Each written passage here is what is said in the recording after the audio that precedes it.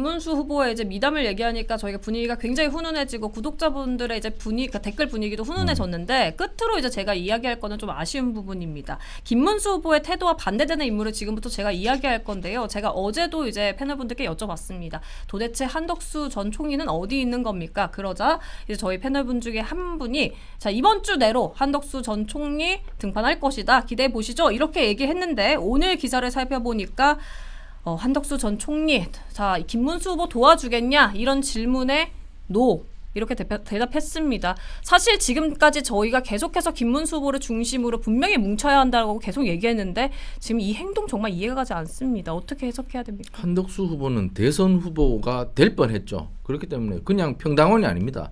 거의 대선 후보급에 올라갔고 그리고 경력도 총리까지 하셨고 대통령 권한대행을 하시지 않습니까? 그래서 무게감이 굉장히 뛰어난데 어차피 입당을 하셨으니 네. 입당에 대한 책임은 좀 지셔야 한다. 물론 행정을 오래 하셨기 때문에 뭐 유세차에 올라가서 뭐 손 흔든 거는 뭐 이런 게 익숙하지 않으시겠지만 그러나 자신이 했던 행동에 대해서는 자신이 책임지는 모습을 보여야 되기 때문에 아마 유세차에 올라서서 좀 그런 모습을 보이지 않을까 저는 싶고요.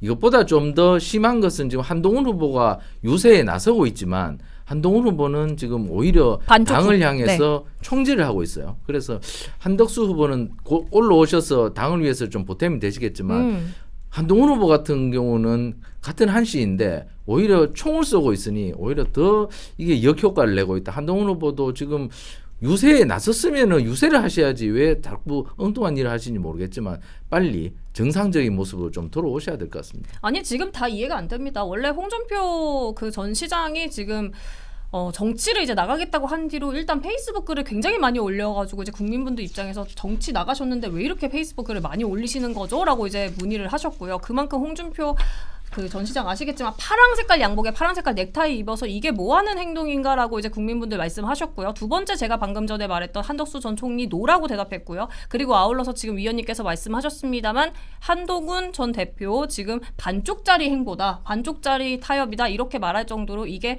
보수가 어떻게 이해해야 하는지 참 안타깝습니다. 근데 그래서 지금 대변인님 말씀처럼 김문수 후보를 중심으로 뭉쳐야 한다가 정말 안 되고요. 오히려 안철수 의원과 나경원 의원이 그렇게 해서 더 주목을 받는 이유가 안철수 의원 같은 경우는 원래 국민의힘에 오래 계셨던 분도 아닙니다. 그런데 이렇게까지 그래도 도와주고 있는데 나머지 후보들은 뭐 하고 있는 것이냐 이런 말이 나옵니다. 제가 사실 하고 싶은 말이 지금 100이라고 하면 한 30분이 못하고 있어요. 왜냐하면 아까도 말씀드렸지만 김문수 후보가 된 이상 제 발언도 분탕이 될 수 있기 때문입니다. 그럼에도 불구하고 지금 방금 말씀하셨던 이 두 분에 대해서 이야기한다면 한덕수 후보는 보다 책임 있는 자세로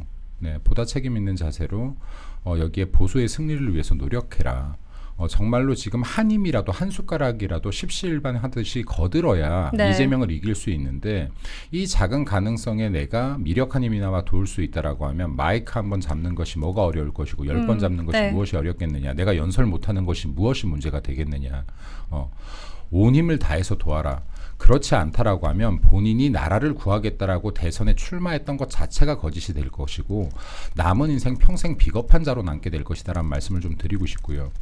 한동훈 후보는 제가 오늘 참다가 제가 게시물을 하나 올렸었는데 페이스북에 이러면 안 돼요. 이러시면 안 돼요. 여기에 몇 분들은 김문수 후보보다 이재명이 대통령 되는 게 낫다라고 여전히 생각하는 분들이 있는 것 같아요.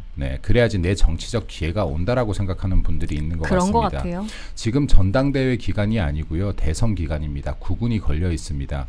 그리고 본인이 180대 1로 싸웠던 민주당 왜 싸웠습니까? 잘못됐다고 생각하니까 싸웠던 거 아닙니까? 그 생각이 변함없다면, 그리고 국민의힘의 소속이라면 제대로 도우십시오. 도울 거면 여기에서 긁어 부스럼, 긁어 상처, 긁어 물집까지 다 내지 마시고 제대로 도우시라는 말씀을 드리고 싶습니다. 누가 봐도 대선 선거운동 지원 유세가 아니라 본인 전당대회 지원 유세처럼 보이니 이래서 되겠습니까? 도울 거면 제대로 돕고 돕지 않을 거면 내려와라 라는 말씀 좀 드리고 싶습니다. 보수 대변인님, 보수 계속 이렇게 가야 합니까? 이렇게 계속 되지 않아야 하잖아요. 그래서 아까 개혁을 말씀하신 거잖아요. 그런데 보수가 이렇게 결집이 안 되고 이제 한마디로 각자 도생 하는 게 지금 오래된 일이기도 하잖아요. 그러니까 이게 앞으로 이렇게 계속될까요? 좀 답답해서 그래요.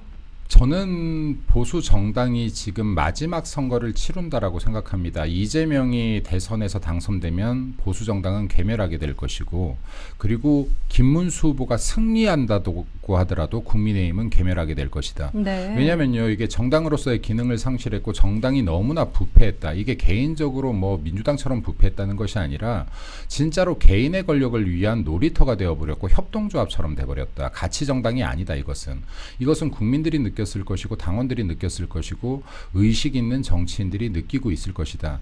그럼 이건요, 우리가 대선에 이겨도 대수술이 필요한 정당입니다. 대수술이 필요한 정당이고 이 부분에 대해서는 국민들의 요구도 있을 것이고 당원들의 요구도 분명히 있을 겁니다. 네. 근데 지금 더 중요한 것은 보수 정당의 괴멸이 아니라 대한민국 괴멸 아니겠습니까? 대한민국이 괴멸하면요, 이 기회조차 오지 않아요. 보수 정당을 바로잡을 기회조차 오지 않습니다. 우리가 반성할 기회조차 오지 않습니다. 다시 개혁할 기회조차 오지 않습니다.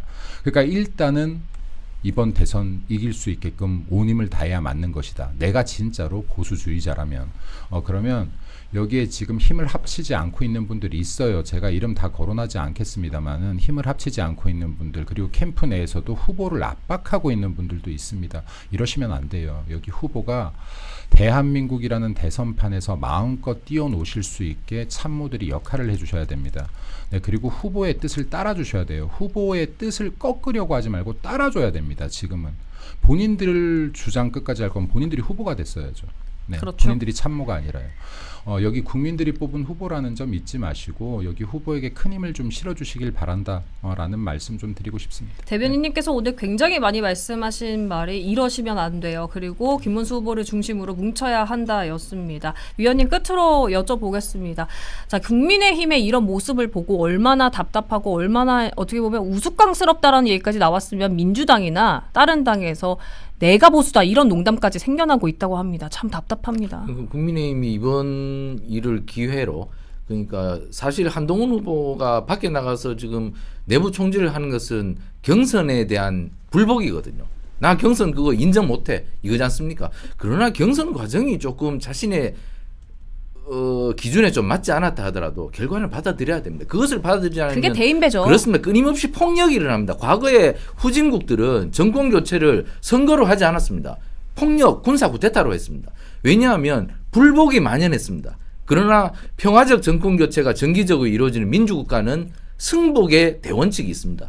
그렇기 때문에 된 것이죠. 그렇기 때문에 지금 승복하지 않는 지금 보수정당 인사들은 퇴출시켜야 됩니다. 정말 강하게 퇴출시키지 않으면 이 사람들이 또 똑같은 행동을 하게 됩니다. 그렇기 때문에 이번에는 정말 배제를 해야 된다. 이렇게 불복하고 내부 총질을 하는 사람들은 정말 질서를 지키지 않기 때문에 과감하게 도려내야 된다. 이번 저는 경선 국면을 기회로 이런 사람들이 사실 민주주의자가 맞는가 이런 의문이 듭니다. 그렇기 때문에 이번 선거가 끝나면 정당이 과감하게 이러한 분들을 주변화시켜서 중심으로 들어오지 못하게 막아야 된다. 저는 이런 말씀 꼭 드리고 싶습니다.